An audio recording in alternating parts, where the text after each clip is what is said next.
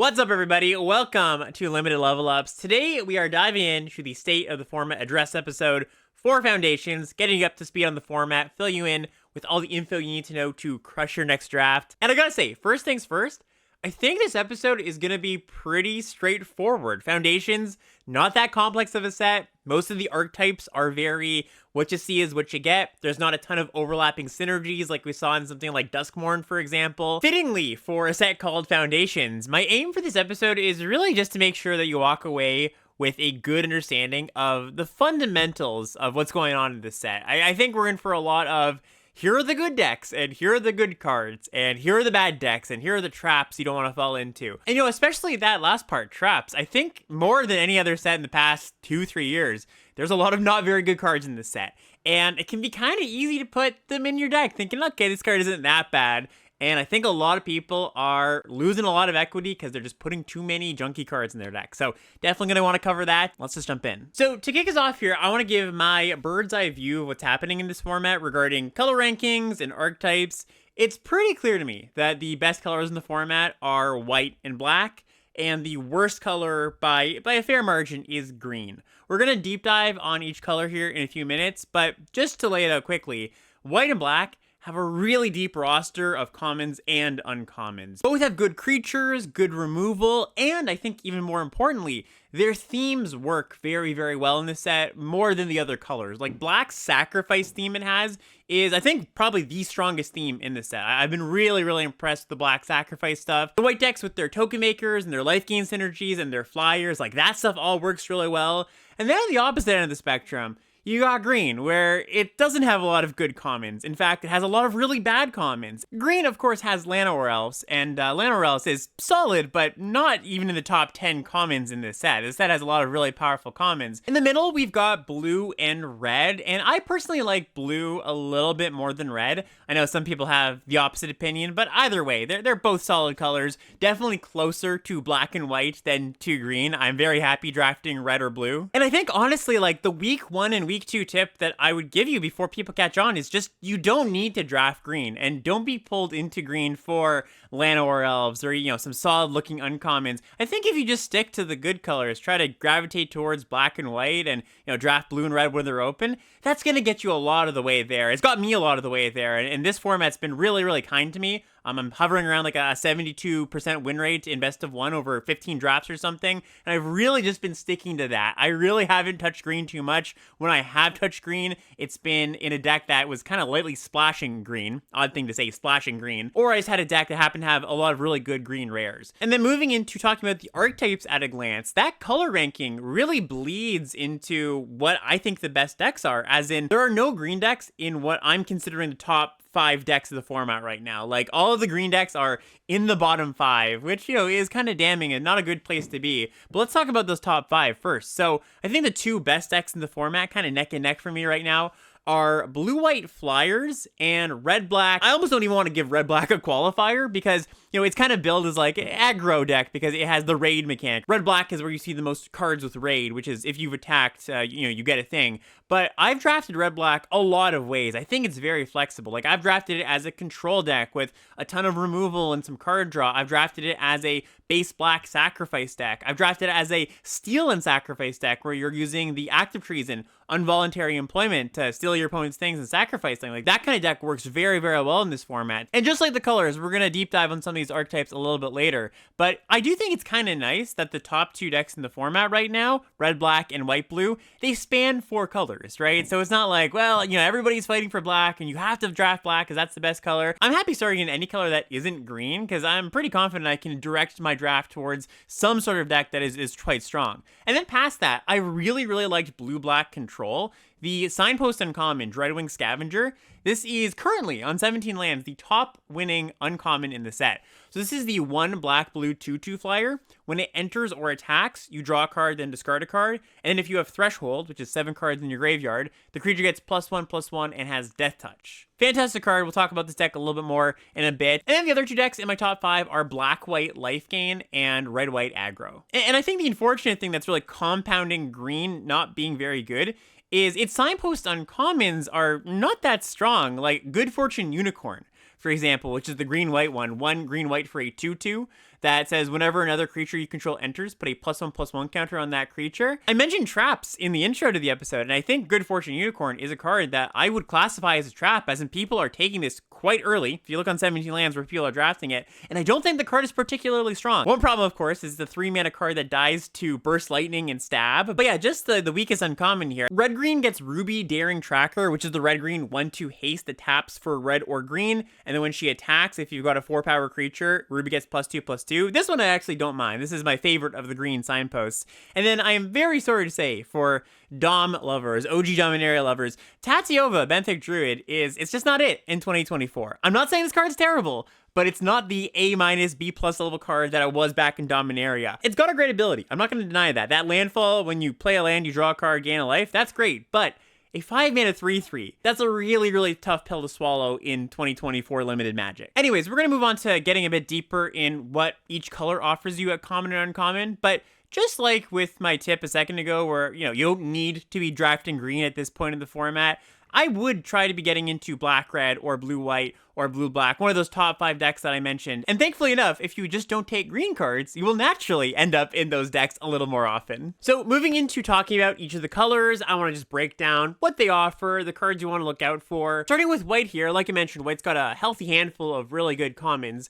And the top common, or the 2 top commons, I think they're pretty darn close to each other, are Healer's Hawk, the 1-mana 1/1 flying lifelink, and Dazzling Angel, 3-mana 2/3 Angel, which matters for some cards in this set, that has flying and says whenever another creature enters under your control, you gain 1 life. In a lot of ways, they're actually very similar cards, right? They're cheap flyers that stand to gain you a lot of life.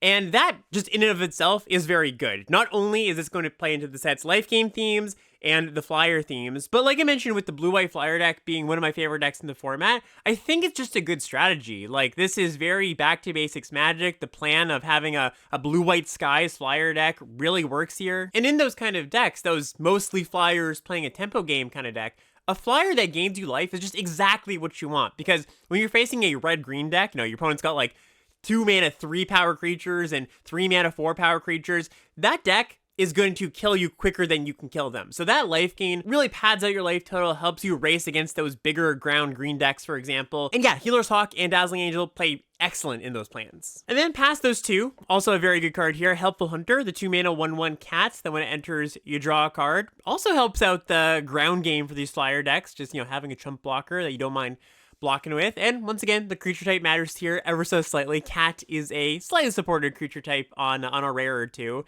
And then we've got another cat, Felidar Savior, 4-mana 2/3 lifelink. When it enters, put a +1/+1 counter on each of up to 2 target creatures you control. Another card that plays very well in this flyer and life gain deck, right? Just loading up your Healer's Hawk or your Dazzling Angel, having this ground lifelinker. And then white's got 2 pretty darn good removal spells. So we've got the classic here, Banishing Light, 3-mana enchantment. When it enters, exile target non-land permanent until it leaves.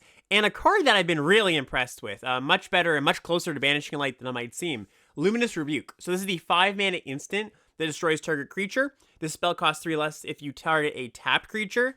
Generally, this is the kind of card that I don't think performs very well in most white decks in most formats. These kind of like destroy target tapped creature kind of card. The idea, of course, being that in your ground attacking decks, like, red-white aggro deck, you generally want to be getting blockers out of the way. You don't care that much about killing tapped creatures, so it's going to be a 5-mana removal spell a lot of the time. But in this set, where the primary white aggro game plan is flyers, it plays a lot better because when you're flying over them, they're going to be attacking you back, and you don't need a tool to get a ground blocker out of the way. You just need to be able to kill their big attackers that are killing you. So Luminous Rebuke, big overperformer, and very close to Banishing Light, might even be better in some decks. And then 2 premium white uncommons I want to point out here, Sunblessed Healer being one of them, one of the top uncommons in the set. This is a 2-mana 3/1 lifelink. It's got Kicker for 1 and a white. When you kick it, you can reanimate a creature. Sorry, you reanimate a non-land permanent. I actually thought it was creature before reading it here. Reanimate a non-land permanent, mana value 2 or less from your graveyard to the battlefield. So both modes of this card, just great. 2-mana 3/1 lifelink, awesome. 4-mana 3/1 lifelink that brings back for example, a Helpful Hunter, 2-mana 1/1 draw a card. Yeah, fantastic card. And then the second one here, Cat Collector. This one is, I get this one kind of late, oddly enough. I think people are looking at this as just a life gain card when it's just a really good card. So this is the 3-mana 3/2 that when it enters, you make a food token, and whenever you gain life for the first time on each of your turns, you make a 1/1 cat token. Watch for that last part too. I've seen a lot of people crack food on my turn thinking they're going to get a cat. It's only on your turn. But yeah, like I said, this card is just excellent. You don't need to be a life gain deck for it to be good. Although it's pretty hard, I think, if you're a base white deck, not to just have some life gain, not to have picked up some Healer's Hawks or some Luminous Angels. But yeah, just going to be one of the best cards in your white decks. Both of these cards, both these uncommons are going to be, you know, top 5-6 cards in a lot of your white decks. And just before we move on to our next color, I want to shout out the Patreon, patreon.com/limitedlevelups. You can go there if you like the show, if you want to support what we're doing, if you want to see us keep the lights on for as long as possible, go check that out, patreon.com/limitedlevelups. If you give to us, we want to give back to you. All the tiers over there offer rewards, benefits. Those rewards are all directed at getting you better at limited magic in some way, whether that be access to me in deck tech help or draft log review help. There's a coaching tier. There's a video draft log review tier. If you're interested in spending fewer gems and winning more games, I would highly recommend going over to that Patreon and checking it out. So thank you so much for everybody who supports. Let's get back to the show. All right, that's going to bring us on to black. And black is my personal most drafted color. I think mostly because it's just been very open in my pods. That's a combination of people, for whatever reason, not drafting Bake into a Pie, which is the 4-mana, destroy target creature, make a food, and stab, 1-mana, -2/-2. People haven't seemed to be drafting those cards very highly at all. I don't know how to explain it, but I've gotten these cards like 6th, 7th pick in pack 1 pretty consistently. It might just be new set, you know, people getting themselves familiarized with the cards. These maybe don't stand out of the pack as much as like a kind of spicy uncommon or something like that. But removal is good in this set. I want a healthy handful of it. I'm aiming for maybe 5-6 removal spells at a minimum. And stab and Bake into a Pie, just two of the best ones. I have these at the top 2 black commons, really, really strong. But past that, black sacrifice theme, like I mentioned a little bit before, I think is very well supported. And part of that is that the sacrifice fodder is great. So Infestation Sage is a card I really want to highlight here. Single black mana for a 1/1 Elf Warlock. When it dies, you make a 1/1 black and green insect token with flying. Not only is this card just very good sacrifice fodder, but it's just a good card. Just a 1-mana 1/1 that dies into a 1/1 flyer, makes your opponent really reluctant to attack with any X1 creatures, teams up in double blocks very well. If you already have that kind of like 5-6-ish removal spells, I would start taking Infestation Sage over a removal spell. Like this card is obviously going to excel if you have a bunch of sacrifice outlets, but just good pretty much no matter what. And sort of like I was saying with the cat collector, how it's like, well, if you end up in a white deck, it's hard not to have life gain synergies. Same thing with the black decks. I think so many of the good black cards just either create sacrifice fodder or are sacrifice outlets, so it's hard to put Infestation Sage in a black deck and not have it live up to kind of its fullest potential. Another really good sacrifice fodder card here, Burglar Rat. This is the 2-mana 1/1 that when it enters, each opponent discards a card. And then 2 good sacrifice outlets here, Eaten Alive, which is the single mana sorcery that as an additional cost to cast it, you can either sacrifice a creature or pay an additional 4 mana, exile target creature and or planeswalker, and Hungry Ghoul, 2-mana 2/2 zombie, single mana, sacrifice another creature, put a +1/+1 counter on this creature. So yeah, this black package of good removal spells, sacrifice synergies, sacrifice fodder, that's really the core of what's going on with all my black decks. Black also has a lot of awesome uncommons, and actually right now, a few pretty underrated ones that I'm getting way later than I would expect to in the coming weeks. So probably top of the list there, cards that are very good and quite underrated.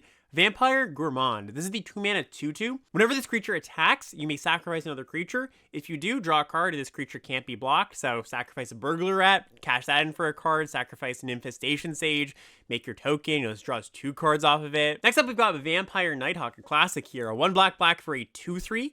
It has flying, death touch, lifelink. Very simple, but extremely effective. This is kind of funny. It's a 15-year-old card at this point. I know for those who played the original Zendikar, hope your back's feeling okay right now. But this card was awesome back in the day and still holds up, which is really cool. A big selling point of this card, aside from just having awesome keywords, is that it's a 2/3, not a 2/2. If this card was a 2/2, dying to burst lightning and stab, I think it would be much, much worse. Next up, we have another one I think is really underrated. I get it, 7th pick sometimes. Arbiter of Woe. This is the 4 black 5/4 demon that says, as an additional cost to cast it, sacrifice a creature, which is quite easy. That's not a huge ask in these black decks. It has flying, and it says, when this creature enters, each opponent discards a card and loses 2 life. you draw a card and gain 2 life. We see these big black demons that make you sacrifice something and have decent enter the battlefield effect once in a while, and usually they're pretty middling, maybe slightly above average, and I think a lot of people are kind of seeing this card as an analog to those.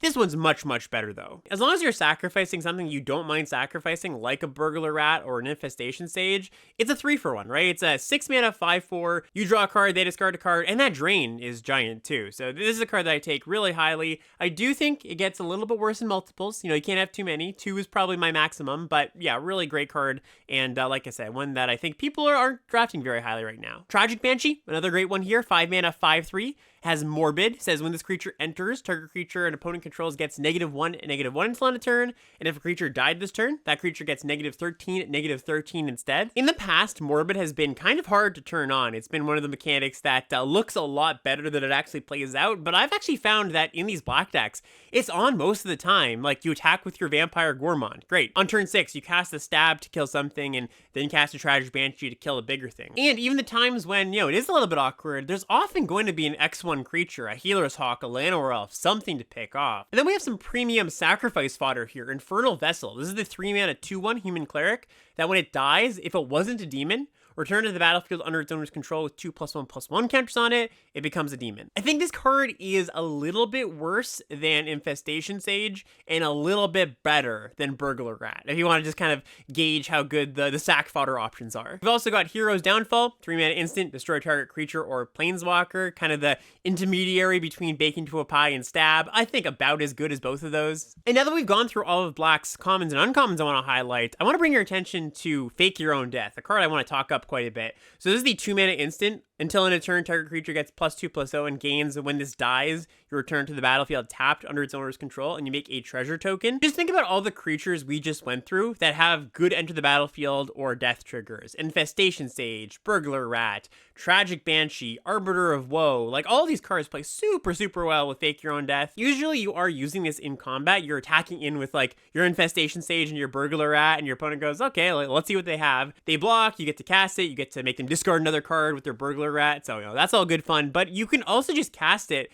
if you have an effect that is worth a full card and then sacrifice the creature outside of combat. So a lot of the time I've just gone, okay, cast this on my Tragic Banshee, sacrifice my Tragic Banshee, bring it back, kill a thing. The treasure, nice little bonus too. So it's not a card that you ever have to take highly. These kind of just float around the table. I tend to play my first copy of Fake Your Own Death in almost all my black decks. All right, on to blue now. So I've been loving blue. I generally like when blue is good in limited formats. I tend to have fun playing, like a blue-black control deck or an all instant speed flash kind of deck, and blue really supports that plan quite well in this set. We've got Refute as the best common. Refute's awesome. 3 mana, cancel, basically, counter target spell, but draw a card, then discard a card. That's a really big bonus on your cancel. Cancel is one of the type of cards that it only needs a little bit of a bump to make it really good. It's almost good enough by itself, just 3 mana counter target spell, but when you give it a little bit of a bump, it's like, okay, it becomes playable. A Surveil might be an example of something we've seen in the past, but when you give it the bump of draw a card and discard a card, which is a little bit better than Surveil,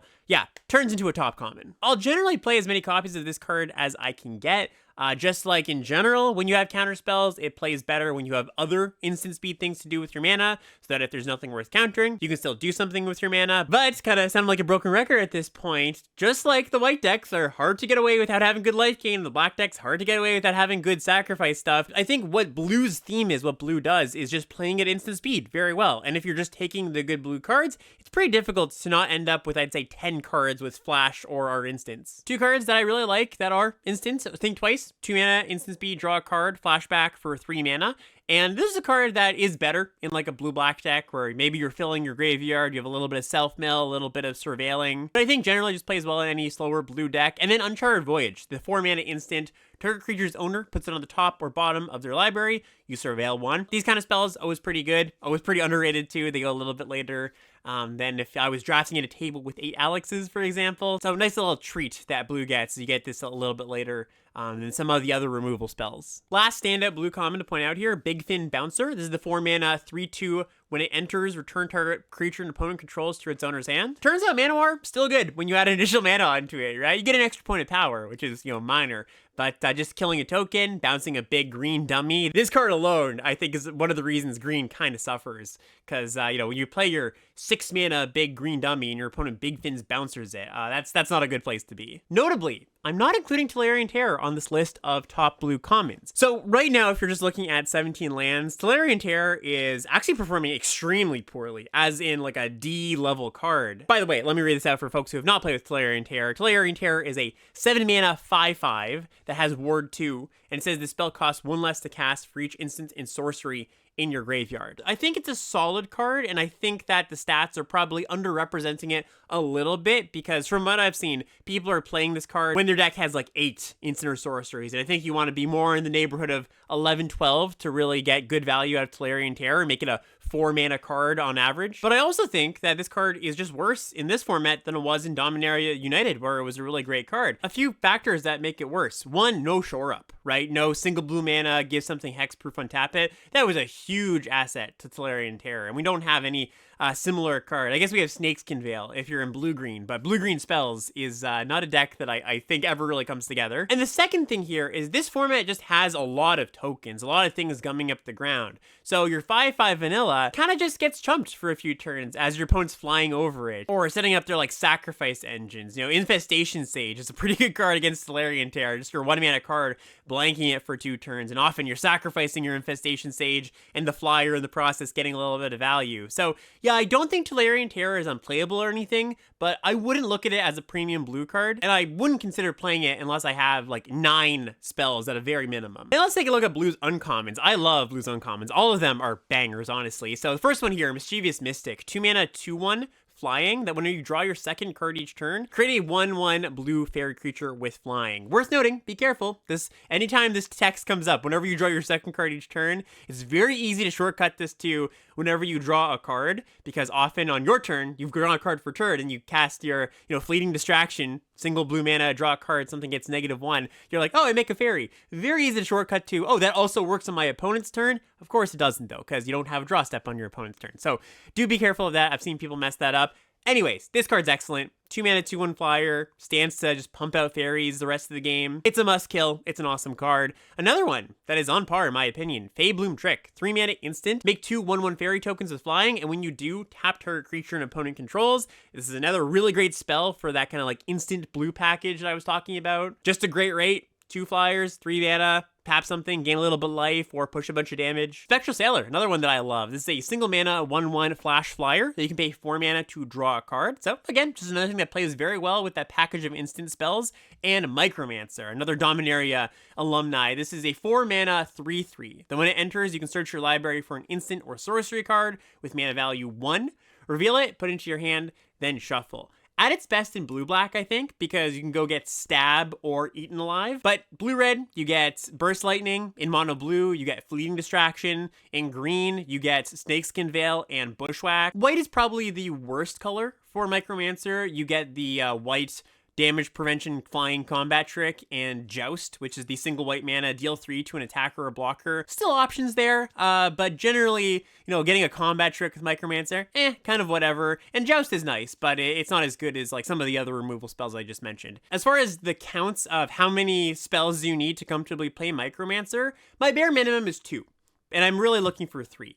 2, because you don't really want to be in that spot where you've drawn your 1 target for it and you cast Micromancer and it's like, okay, what's a 4 mana 3/3? Congrats. So you really do want to be able to grab a spell off of it. And 3 is that number where you're like, it's very unlikely you're going to draw all 3 before you're able to cast your Micromancer. That said, this is a card that I take early. It's not the kind of card where it's like, okay, if I already have 3 spells, I'll take Micromancer. It's the kind of card where I'm like, yes, I'll take Micromancer early and then be looking for good 1 mana spells. All right, moving on to red here. And red has honestly not that many good commons. It's got 3 standout commons in my mind. 1 excellent one, 1 narrow but good one, and 1 kind of just pretty solid one. So we'll go through those here. Burst Lightning is the first one here, the excellent one. Single red mana for an instant, deals 2 to any target, and you can kick it for 4 mana if it was kicked, It deals 4 damage to any target. Awesome card, no qualms there. We've also got Involuntary Employment, which is the 4-mana sorcery. Gain control of target creature until end of turn. Untap that creature. It gains haste, and you make a treasure token.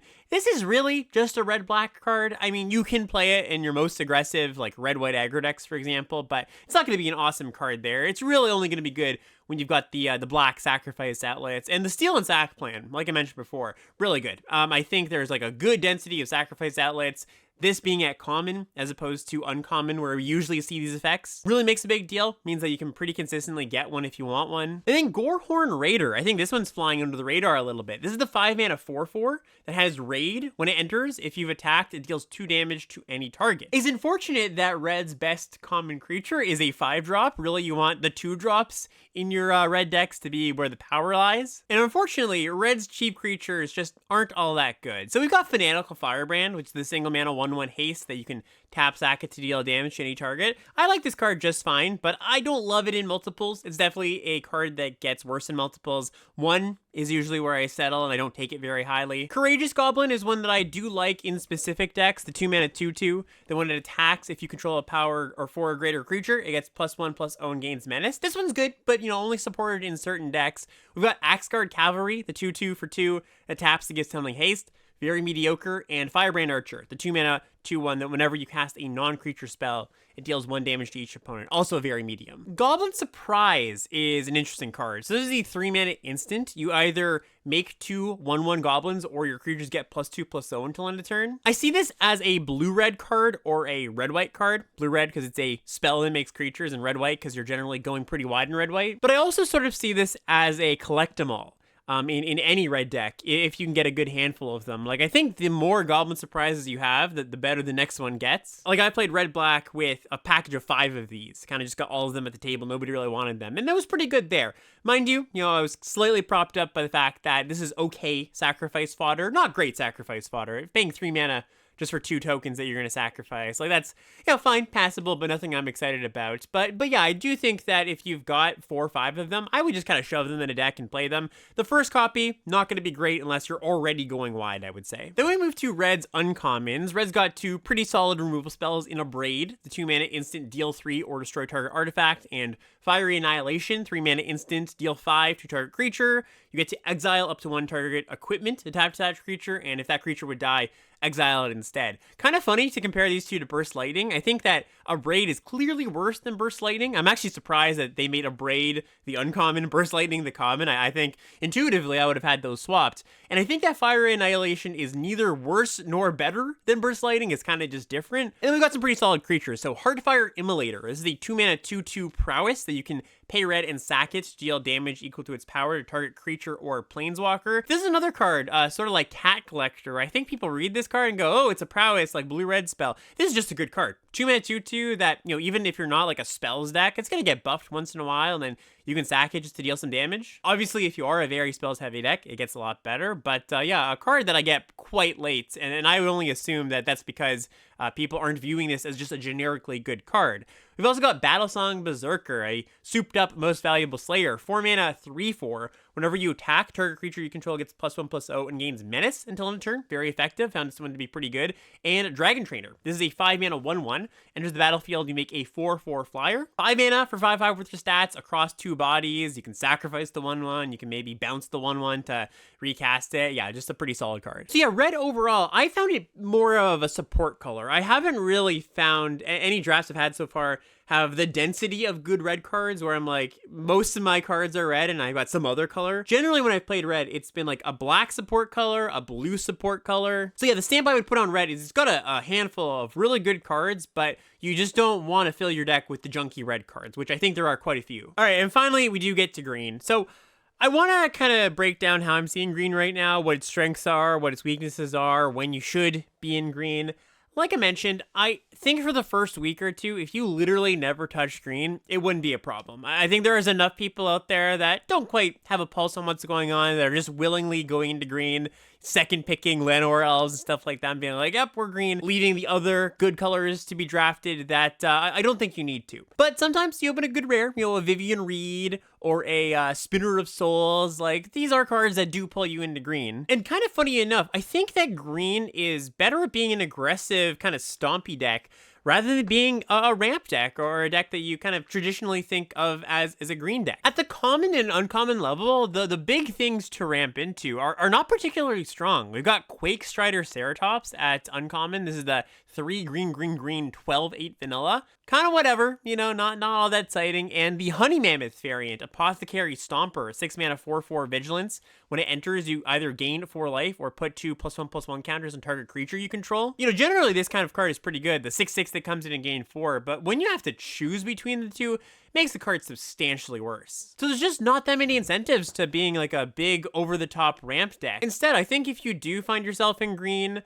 either, you open one of those good rares or you're at a table where everybody is ignoring green. I assume some of those tables are going to pop up in the next few days. I would try to lean towards green-red, or at least a green stompy deck where you're not using Llanowar Elves to ramp into a 6-drop. You're using Llanowar Elves to play a large attacking creature ahead of schedule. So I think the curve of going like Llanowar Elves into Beastkin Ranger, which is the 3 mana 3/3 trampling elf. This is whenever another creature you control enters, this creature gets +1/+0 until end of turn. A turn 2 Beastkin Ranger is a pretty good start. Even something like Ambush Wolf, actually. This is the 3 mana 4/2 flash. Then when it enters, exile up to 1 target card from a graveyard. Casting that on turn 2 is a really good start to a game. And we've of course got Bite Down, the 2 mana bite spell. We've got Bushwhack, the 1 mana sorcery. Either search your library for a basic land or fight target creature you don't control. Like, these are fine supporting cards, but that's kind of all that green offers you at common. It's got some okay 2-drops, Wary Thespian, 2 mana 3/1, when it enters or dies, Surveil 1, Dwynen's Elite, the 2/2 for 2, Elf, that if you control another elf when it enters, you make it elf.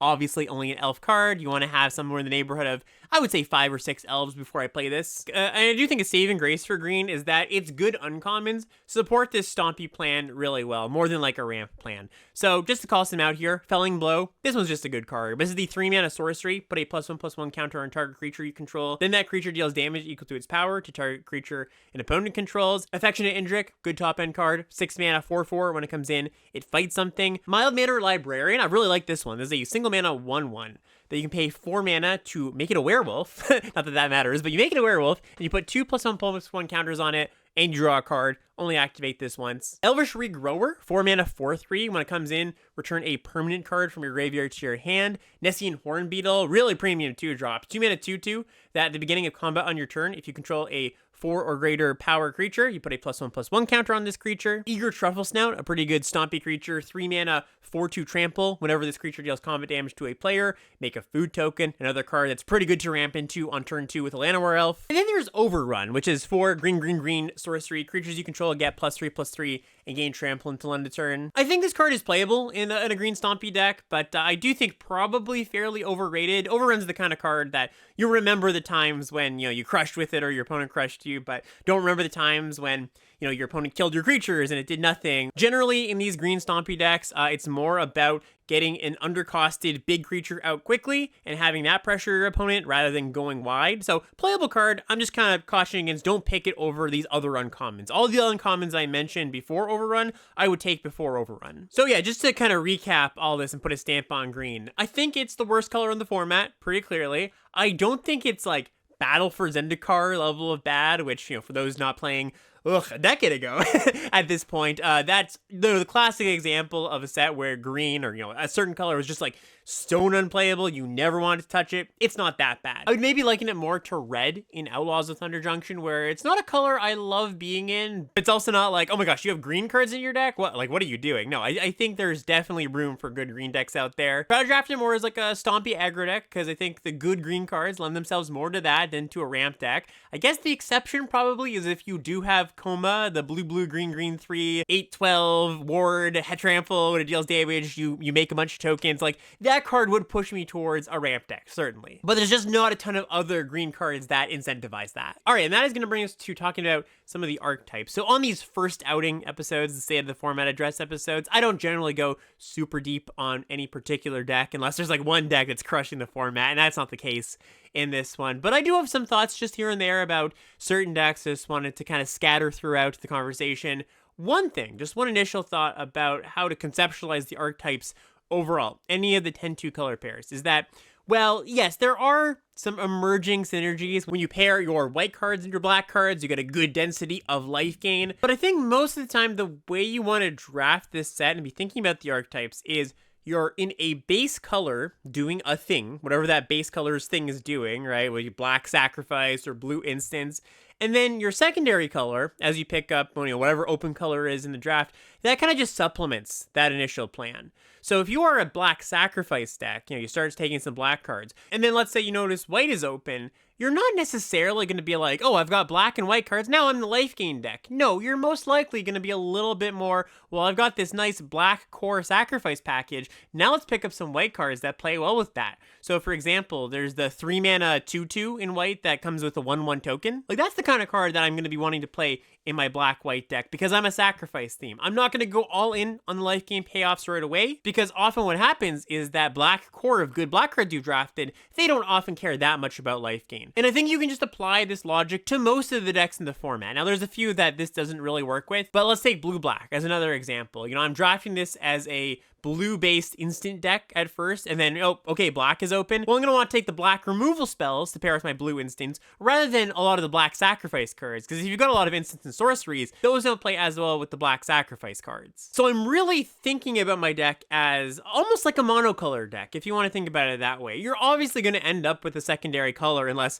one color is super, super open. That's already happened to me actually once with black in this format. But I think you end up with a more synergistic deck if you think about things this way. Okay, so just a few thoughts here and there. I've been talking a lot about black-red, but haven't really mentioned the Signpost Uncommon, Perforating Artist. This is 1 black-red for a 3/2 death touch, and at the beginning of your end step, if you attack this turn, each opponent either loses 3 life, or they sack a non-land permanent, or they discard a card. This card has been a huge overperformer. I wasn't all that excited about it going into the set, but as I played with it, it's just excellent. Often what happens is you play a 2-drop, you play this, and then in black and red, you tend to have a good handful of removal. You just keep removing their stuff, keep getting in, and this just slowly whittles them away. And of course, this thing itself doesn't have to attack, so it kind of just sits there and eats their hand or makes them lose life, just puts them in a bind. So premium black-red card, really like that a lot. I want to talk a little bit about blue-red, not a deck that I've talked too much about today. And blue-red is classically, in any format, tends to be one of the harder decks to draft. Just, how to balance your spells versus your creature count. Are you more of a red-based aggro creature deck with blue tempo spells to get those creatures in? Or are you a bit more of a spell-based deck with red removal, kind of more of a control deck? That's something that, requires some nuance, requires some know-how. I think my one big picture tip for blue-red is generally I found that people are a little bit gun-shy about playing, a 10 creature deck or something.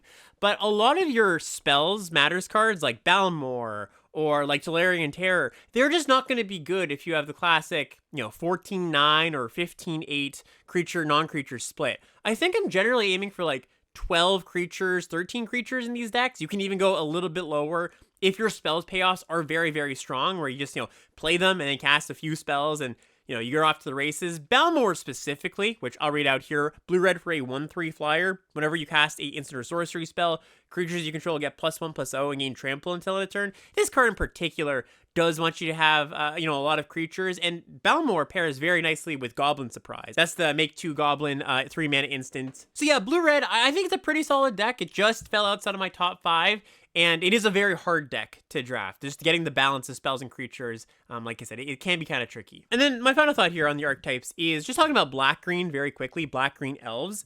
I think this is largely an attrition deck, which, you're a deck that's grinding more black than green is the way you want to think about it, right? You're more of a black-based deck with some elf synergies in there. Dwynen's Elite, which is the 2-mana 2/2 that makes a elf token if you have another elf.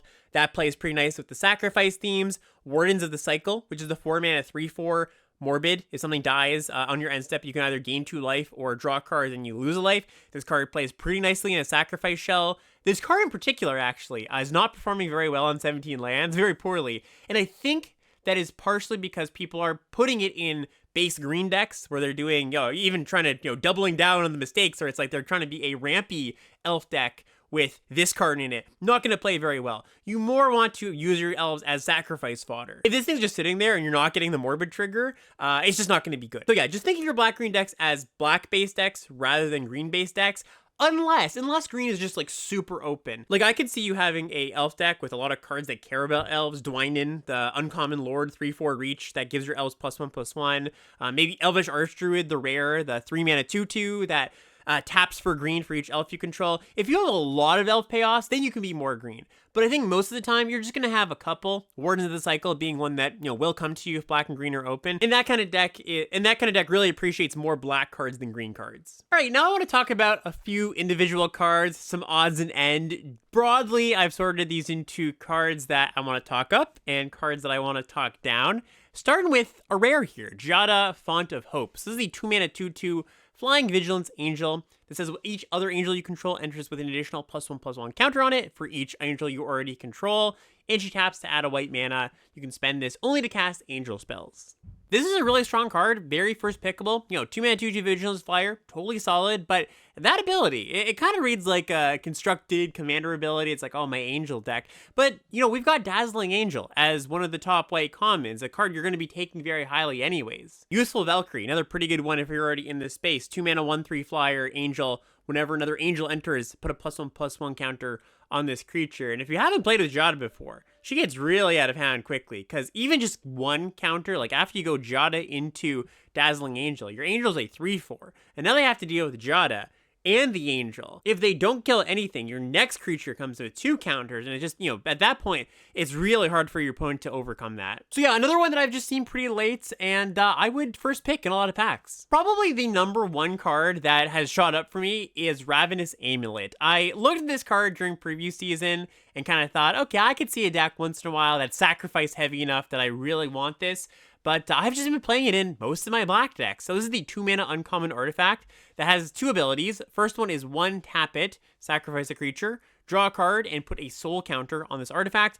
Activate that only as a sorcery. Second ability here, 4 mana, tap it, sack the artifact to have each opponent lose life equal to number of soul counters on this artifact. So a big picture point that I think is true about this format is it's pretty easy to run out of things to do with your mana.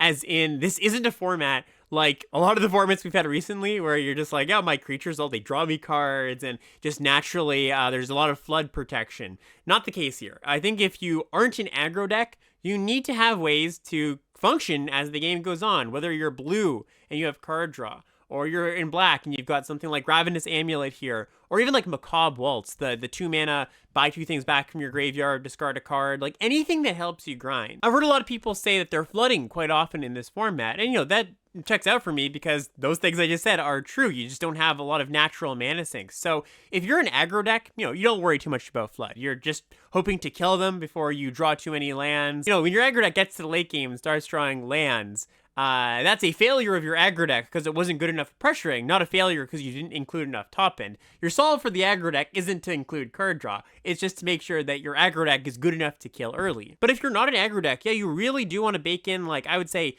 3 or 4 ways to grind. Obviously, if you're in blue, those things just kind of come a little bit more naturally. But yeah, back to Ravenous Amulet. It does exactly that. It cashes in your 1/1s that die into 1/1 fire, draws you 2 cards. That life loss ability, that can nug them for 5 as the game goes on. I think I've played Ravenous Amulet in like 5 decks so far. And mind you, I've been black a lot, like I said, but it was great in all those decks. So as long as you've got like, I don't know, somewhere in the neighborhood of 5 or 6 things that you're happy to sacrifice, I would play this card and take it pretty highly. Phyrexian Arena up next. This is the 1 black enchantment. At the beginning of your upkeep, you draw a card, lose a life. Kind of in the same vein as Ravenous Amulet. It's a pretty good way to grind out some cards. Good in black-white, where you have some life gain to make up for the life loss. In previous sets that this has been in, those formats have just been a little bit too fast for Phyrexian Arena. Last time we saw it in All Will Be One. I don't think that card is very good there, but here I do like it. I don't think it's a premium card or anything, but I think a C in any slower black deck. A black common here that didn't make my top common list for black, but is a card that I get close to last, and I think is better than that. Soul Shackled Zombie. This is the 4-mana 4/2. Then when it enters, exile up to 2 target cards from a single graveyard. If at least 1 creature card was exiled this way, each opponent loses 2 life and you gain 2 life. Yeah, I'm just pretty happy with this one. Like, these kind of drain for 2 creatures generally are pretty good. The graveyard hate is nice, kind of messes up the blue-black threshold deck stay once in a while. So yeah, not a premium card, but dead average, pretty good C, and don't shy away from it. Similarly, Lightshell Duo, this is the 3 and a blue 3/4 prowess that when it enters, Surveilled 2. I've liked this one just fine. I think I've even liked it a little more in this set than when it was in Bloomborough, just because things are slightly more vanilla in Bloomborough. And mind you, things were pretty vanilla in Bloomborough as well, but even more so in this set. And so, this creature definitely gets the pass. One little rules quirk that I want to bring up, I posted this on Twitter, and a lot of people were like, oh my gosh, I didn't know that. Very, very helpful to know this. Alenda, Saint of the Dusk. So this is the 2 black-white 4/4 rare. Very good card, by the way. One of the best cards in the set. 4 mana 4/4, legendary creature at rare. Has lifelink and hexproof from instants. And as long as your life total is greater than your starting life total, Alenda gets +1/+1 and has menace, and gets an additional +5/+5 if your life total is 10 greater than your starting life total. So the little rules quirk that is good to know about here is if your combat would result in you going above, Alenda is going to be a 5/5 when damage is checked. So let's say you're at 19 and you attack with Alenda and your opponent has a 4/4 and they block with their 4/4. Alenda will not die because she'll gain life and then she'll be a 5/5. So don't be that person that makes a terrible block not knowing that, and also opens up a few more attacks for you as the person with Alenda. Okay, now moving on to the cards that have some not so nice things to say. So any 4 mana card with 2 toughness is just a really, really hard sell in this set. I mean, 3 mana cards with 2 toughness, I'm a little iffy about those. When you get to the 4 mana with no enter the battlefield effect, like I just talked about Soul Shackle Zombie, the 4/2 that drains, that one's okay. That one's got an enter the battlefield effect. But if you've got no enter the battlefield effect and you cost 4 more mana and you die to stab or burst lightning, that's really quite bad. So for example, we've got like Homunculus Horde, the 4 mana 2/2 that whenever you draw your second card each turn, create a token copy of this card. Not great. I would not recommend putting this card in your deck. It's a bit finicky to get going anyways, but just those 2 commons existing in the format asking you to get blown out. High Fate Trickster is another example. This card, just looks a bit better than Homunculus. Just looks like a solid card. This is the 4 mana 4/2 Flying Flash at rare. It says you may cast spells as though they had flash. This one is better than Homunculus for sure, but I think also very easy to overrate. Definitely a card that people are taking higher than I think they should. You're just going to get gotten by one of these cards a little bit too often. And sometimes when I talk about this, your big creature with no enter the battlefield, no protection, trading down on mana for a removal spell. The argument I hear sometimes is like, well, they're not always going to have that removal spell. You're right. They won't. But we're always talking about averages when we're talking about Magic. And the equation you want to keep in mind is the times that you do get gotten by a Burst Lightning or a Stab when you cast your High Fate Trickster or your Homunculus Horde are really catastrophic. That mana exchange, you trading your 4 mana for their 1 mana, it's kind of the equivalent as getting 2 for 1, right? You know how bad it is to get 2 for 1 when your opponent casts a removal spell, when you go for a combat trick. That's terrible. You lose as much equity in a game where your High Fate Trickster gets stabbed, and I think not a lot of people feel it as much as when you get 2 for 1. It's very obvious. It's very overt when you're like, oh yeah, I got 2 for 1. But when you get gotten, when you trade down on mana like that, it is just as punishing. The other part of the equation is, well, if my creature sticks, how good is it? If there are creatures with excellent upside when you untap with it, sure, I'm willing to factor that in. That definitely matters. But something like those 2 rares we just talked about, they don't have enough upside to make up for the times where you do get gotten by those 1 mana spells. An uncommon example, Quint Sky Mage. This is the 4 mana 1/1 in blue. It has flying. Whenever you draw a card, put a +1/+1 counter on this creature. Same thing. It just starts too small, takes too long to get going, dies those spells. I would not put this card in my deck basically ever. Some blue removal that I know a lot of people watching and listening are not very good, but I do really want to hammer home how truly bad these are, deceptively bad. So Imprisoned in the Moon and Witness Protection are the cards we're talking about here. Imprisoned in the Moon is the 3 mana aura at uncommon. You can enchant a creature, land, or planeswalker. The enchanted permanent is a colorless land with tap to add colorless. Loses all other card types and abilities. The way that I would frame this is, how when you cast a removal spell that makes a food token, or a creature that comes with a food token, or a treasure,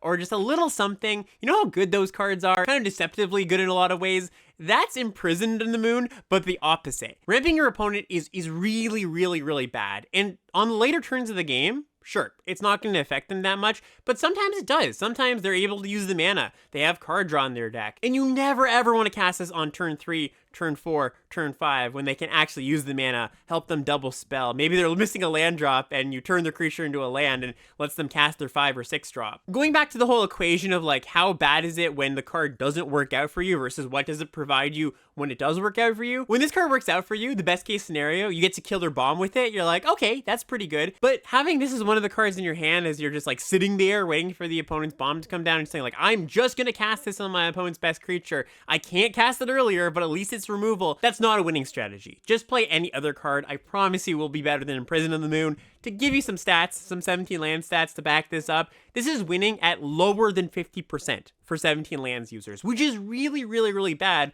because the average card in 17 lands users' hands is winning at 54%. A 4% difference is massive. Witness Protection, another one here that isn't quite as bad. I think this one, if you absolutely have no interaction, I'm a little more okay with this, but still pretty bad. The 1 mana aura comes in, makes something a 1/1 with no abilities. This card is so much different than Unable to Scream from the last set. An 0/2 is so much different than a 1/1. A 1/1 still pecks for damage. It still teams up in double blocks. So yeah, like I said, I think a lot of people watching and listening know these cards aren't good. Thought I would shout these out for those who might not be as down on them as I think they should be. And then one last card to call out here, Gold Vein Pick. This is the 2 mana equipment that equips for 1 mana. Equipped creature gets +1/+1 whenever the equipped creature deals combat damage to a player. Create a treasure token. This card had a lot of hype going into the set because it was in Kaldheim. It was pretty good, the place it was originally printed. But just like in Kaldheim, I think what you really want to do with this card isn't just, put it in just an aggro deck. You want to put it in a deck with flyers, with Healer's Hawks, with the 2/3 flyer, generally white decks, I would say. Because the real nice thing about this card, the thing that makes it kind of special, is that if you have a clean attack, if you can get in, the equip cost is essentially 0. But if you're just putting it on a ground creature, making it a slightly better attacker, your opponent gets to chump with the token or still block it profitably most of the time, it's not going to pull its weight. So I like the card, especially with Healer's Hawk, making your Healer's Hawk a 2/2 flyer, that's really good. But you really do need evasion to make this card good. Don't just put it in any aggro deck. It's not going to do exactly what you want it to. And if you're curious about any cards that I didn't talk about today and just, want my thoughts on them, see how your thoughts line up with my thoughts, I do have a 17lands.com tier list. I'm going to put that in the description of this episode, in the YouTube description and the podcast feed description. I always make a tier list every single set. People often have a little bit of trouble finding it. I usually try to post it in the description of these videos, but if I don't do that, if there's ever a video where I forget to, you can always find it in the Limited Level Ups Discord, in the channel of whatever format it is. It'll be pinned there if you're in there. And if you're not in there, I would suggest it. It's a really good place to just, flex some thoughts about what's going on in the format, read some people's successes, read what's working, read what's not. Just a good community overall. Really do think so. And that is most of what I have for us today. I want to leave us just on some vibes about this format. I've had a lot of people asking me, my opinion of this format, how fun it is, how much I like it. And, to put it in a short but sweet manner, I would describe this format as simple but solid. For me, at least, the drafting and gameplay has been, totally fine. It's limited Magic. My bar for how much I enjoy a Magic the Gathering draft set is very low, if you know me. I tend to like most sets. I do think that this one, compared to a lot of sets we've had recently, is gonna outstay its welcome pretty quickly. I think, if you're somebody who really likes to go deep and explore a bunch of different things to do in the format, once you've drafted it 10, 15 times, I think you're gonna have seen the sights, really. If you're somebody who really values deep interconnected synergies, this set's probably not gonna appeal to you too much. But if you're like me and you just enjoy the, natural interactions of limited Magic cards, I think this is exactly what that set provides. I think that it's fairly balanced, despite green being not so good. I think the other colors, are all pretty balanced. I've had a pretty good time in my time drafting it so far, but, everybody's gonna like different things about different limited formats. So might not be for you, might be one that you're enjoying more than most people. I have kind of heard opinions ranging from, this set is terrible, which people are going to say that about every single set. No matter what set it is, somebody's going to find it terrible, to, yeah, this set is performing above my expectations, right? I'm enjoying it more than I would have expected to. Thought I'd just share my take because I have gotten that question a lot. Like I said, what you value in a limited format might not be what you find in Foundations. But the good news is we do have Pioneer Masters in a few weeks. Foundations is not the only draftable set for the next few months. We do have some offerings as the holidays approach. Anyways, thank you for watching and listening. Hope you enjoyed this. Hope you feel a little bit better about going to your next Foundations draft. I do have an announcement to make. The next 2 weeks, there will be no limited level ups episode. I'll be going on a vacation, going to Japan for 2 weeks. It's nice that I kind of fell on foundations instead. That's, a little bit less complex, a little bit less to dive into. When I get back first week of December, I'm gonna take a little bit of a pulse check, see if people are still in the mood for some foundations content. Maybe the format evolves. But yeah, just PSA, no podcast, no YouTube videos until the beginning of December. That's gonna do it. Thank you so much for watching and listening. We'll see you next time.